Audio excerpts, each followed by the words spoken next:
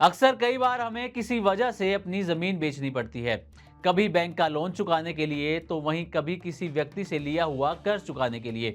और कई बार तो ज़मीन के बदले अच्छी कीमत मिलने पर लोग अपनी ज़मीन यूं ही बेच देते हैं। वहीं बहुत से लोग ज़मीन बेचने के बाद टैक्स को लेकर उलझन में रहते हैं। लेकिन अगर आपने हाल ही में कोई ज़मीन बेची है और आपके बैंक अकाउंट में 15 लाख रुपए आए हैं, तो ये खबर आपके लिए बेहद ज़रूरी है।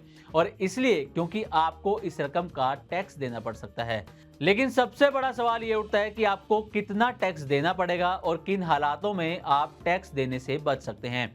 तो मनी 9 की इस वीडियो में आखिर तक बने रहिएगा। अगर आपने अपनी खेती की ज़मीन बेची है और आपको 15 लाख रुपए मिले हैं, तो सबसे पहले ये देखना होगा कि ज़मीन कहाँ पर थी, क्योंकि शहर और गांव की ज़मीन दोनों पर इनकम टैक्स के नियम अलग होते हैं।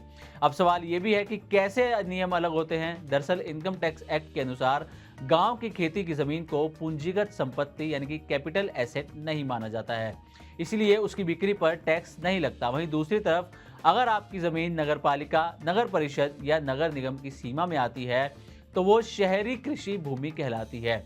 वहीं ऐसी ज़मीन को बेचने पर जो मुनाफा होता है, उस पर आपको कैपिटल गेन्स टैक्स देना पड़ता है। अब आपके मन में ये भी सवाल उठ रहा होगा कि आखिर ज़मीन की कैटेगरी कैसे तय होती है और इसे कौन तय करता है।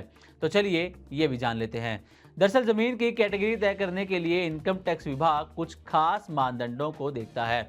अब वो मानदंड कौन से होते हैं, ये भी आपको बताते हैं। अगर आपकी ज़मीन नगर पालिका या नगर निगम की सीमा से कम 2 किलोमीटर की दूरी पर है और वहाँ की आबादी 10,000 से कम है, वहीं साथ ही ज़मीन का उपयोग वास्तव में खेती के लिए किया जा रहा है, तो उसे ग्रामीण कृषि भूमि माना जाता है। और ऐसी कंडीशन में अगर आप अपनी ज़मीन बेचते हैं, तो आपको इस पर कोई टैक्स नहीं देना होता। वहीं अगर ये शर्तें पूरी नहीं होती, तो ज़मीन को कैपिटल एसेट मान लिया जाएगा और ज़मीन को बेचने पर कैपिटल गेन्स टैक्स देना पड़ेगा। ये तो बात हुई ज़मीन की कैटेगरी की। लेकिन अब बड़ा सवाल ये भी उठता है कि ज़मीन बेचने पर जो भी टैक्स लगता है, उसे कैलकुलेट कौन करता है। तो इसका जवाब है कि ज़मीन बेचने पर टैक्स का कैलकुलेशन इस बात पर डिपेंड करता है कि आपकी अपनी ज़मीन को कितने समय के लिए अपने पास रखा था। वहीं अगर आपने ज़मीन को अपने पास 24 महीने से ज़्यादा समय तक रखा है, तो उस पर होने वाले मुनाफे को लॉन्ग टर्म कैपिटल गेन माना जाएगा और इस पर 20% टैक्स लगेगा। वहीं साथ ही आपको इंडेक्सेशन का लाभ भी मिल सकता है, जिससे टैक्स का अमाउंट कम हो सकता है।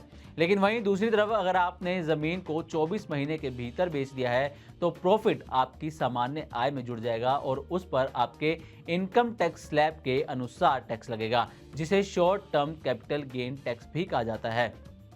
अब बात आपके फायदे की। अगर आप भी अपना टैक्स बचाना चाहते हैं, तो वो कौन से काम हैं जो आपको ज़रूर करने हैं। तो सबसे पहले अगर आपने शहर की खेती की ज़मीन बेची है, तो आप सेक्शन 54B के तहत टैक्स छूट का दावा कर सकते हैं, बशर्ते आप उस पैसे से नई खेती की ज़मीन खरीदें।